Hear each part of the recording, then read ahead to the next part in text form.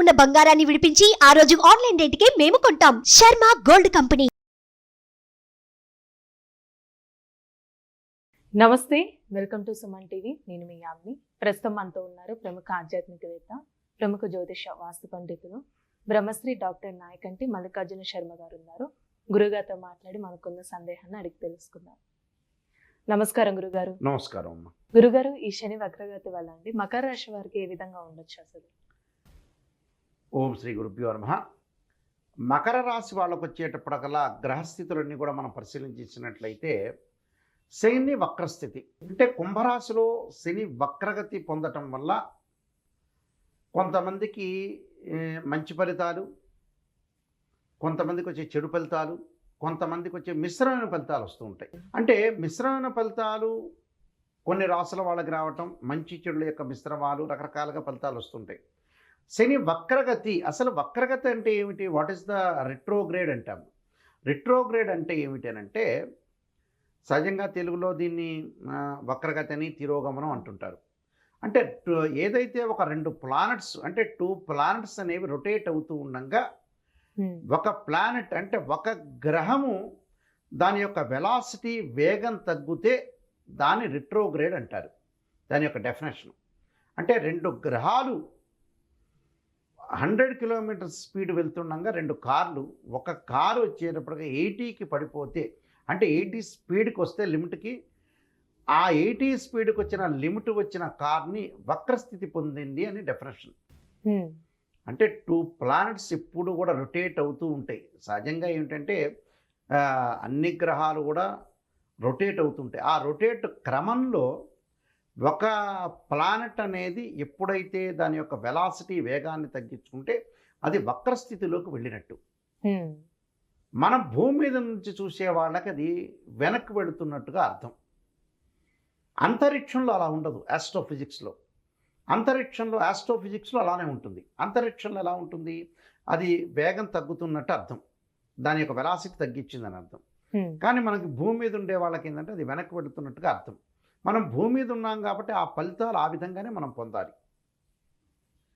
ఏంటంటే gravitation force అంటే planets యొక్క గ్రావిటేషన్ ఫోర్స్ మానవుడి మీద పడుతుంది కాబట్టి మనం తప్పకుండా ఇక్కడ ఆ యొక్క ఫలితాన్ని మనం తీసుకోవాలి. ఆ ఫలితంలో శని వక్రగతి పొందింది మనం అనుకుంటాం. వక్రస్థితి పైన వక్రస్థితి కాదది, వెనక్కి వెళ్ళటం. భూమి మీద ఉండే వాళ్ళకి అది వక్రగతి, వెనక్కి వెళుతున్నట్టుగా మనం అర్థంగా చెప్పుకుంటాం. అయితే ఏమిటి? గోచారీత్యా శని 3, 6, 11 స్థానంలో శని మంచివాడు. మరి వక్రస్థితి పొందినప్పుడు ఏ విధంగా ఉంటుంది అని అంటే, వక్రస్థితి వచ్చినప్పుడు దాని యొక్క వెనక ఉన్న ఫలితం అనేది, రిజల్ట్స్ అనేది వచ్చే అవకాశం ఉంది. అంటే వెనకటి యొక్క స్థానం అంటే ఇప్పుడు మనం అనుకుంటుగా మకర రాశి వాళ్ళకి ద్వితీయ స్థానంలో శని యొక్క సంచారం అంటే జన్మం యొక్క ఫలితం వచ్చే అవకాశాలు ఎక్కువ ఉంటాయి. అంటే 3, 6, 11 స్థానంలో శని సుఫలితాన్ని ఇస్తాడు. కొన్ని స్థానాల్లో చెడు ఫలితము, మరికొన్ని స్థానాల్లో మిశ్రమైన ఫలితాలు ఇస్తాడు. మరి ద్వితీయ స్థానంలో ఉండే ఫలితము మకర రాశి వాళ్ళకి జన్మస్థానంలోకి ఆపాదించబడుతుంది. అయితే ఏ విధంగా ఉండబోతుంది? పంచగ్రహాలకు మాత్రమే వక్రస్థితి అనేది ఏర్పడుతుంటుంది. మన సూర్య సిద్ధాంతం బేస్ చేసుకొని దృక్ సిద్ధాంతం కానీ అలానే పూర్వ సిద్ధాంతం కానీ, అంటే అంగారకుడు, బుధుడు, గురువు, శుక్రుడు, శని 5 గ్రహాలకు ఏర్పడుతుంది. సూర్యచంద్రుల వక్రస్థితి అనేది ఉండదు. దానితో పాటు రాహుకేతులు ఎల్లప్పుడూ కూడా వక్రస్థితిలోనే ఉంటారు. మరి ఎలాంటి రిజల్ట్స్ వస్తాయి మకర రాశి వాళ్ళకంటే, ఏ ప్రయత్నం చేసినా తలపెట్టిన పని వెళ్ళిపోతుంది. అంటే ఏదైతే మనం అనుకుంటామో ఆ పని అనేది సక్సెస్ అవుతుంది. అంటే ధనలాభం కలిగే అవకాశం ఒకటి ఉంటుంది. ధనపరంగా ఇబ్బందులు ఉండవు. రావాల్సిన డబ్బు ఊహించని విధంగా చేతికొచ్చే అవకాశాలు ఒకటి ఉంటుంది. దానితో పాటు ఆర్థిక లావాదేవీలు, ఆస్తి ఒప్పందాల విషయంలో బాగా లాభం వచ్చే అవకాశం ఒకటి ఉంటుంది. అంటే కష్టపడి ఫలితం వస్తే ఒక మార్గం అనేది వాళ్ళకు వచ్చే అవకాశం ఒకటి ఉంటుంది. అంటే వ్యాపారులు మటుకు చాలా జాగ్రత్తగా ఉండాలి. వ్యాపార విషయం అంటే డబ్బులు ఇచ్చిపుచ్చుకో లావాదేవీల్లో కానీ, ట్రాన్సాక్షన్స్ సంబంధించిన విషయాల్లో కానీ జాగ్రత్తగా ఉండాలి. అంటే ఏదైనా సరే మనము ఒక ప్రయత్నాన్ని కొనసాగించినప్పుడు ఆచితూచి అడుగు వెయ్యాలి వీళ్ళు. అంటే కొన్ని ప్రయత్నాల్లో నిరాశ కూడా వచ్చే అవకాశాలు ఉంటాయి వీళ్ళకి. అంటే నిరాశ, నిస్పృహ, అంటే ఏదో ఆ పని చేయటం, ఆ పనికి రిజల్ట్స్ రాలేకపోవడం జరుగుతుంటుంది వీళ్ళకి. అలానే ఆరోగ్య విషయంలో జాగ్రత్త అవసరం. ఆర్థికంగా లాభం కలుగుతున్నా నష్టపడకుండా ఉండటం అనేది ప్రయారిటీ తీసుకోవాలి. ఎక్కడైతే నష్టం కలుగుతుందో ఆ నష్టాన్ని మనం ఫుల్ఫిల్ చేసుకునేటట్టు ఉండాలి. అలానే వీళ్ళకి ఏమైనా శుభకార్యాలు జరిగే అవకాశం ఉందా? శుభ కార్యక్రమాల్లో పాల్గొనే అవకాశాలు ఎక్కువ ఉంటుంది. ఏదైతే ప్రయత్నం చేస్తారో ఆ ప్రయత్నం సఫలీకృతం కావటం, ఆర్థిక పరంగా కొన్ని లాభాలు వస్తాయి. ఆస్తి ఒప్పందాలు కూడా బాగా లాభించే అవకాశాలు ఎక్కువ ఉంటాయి.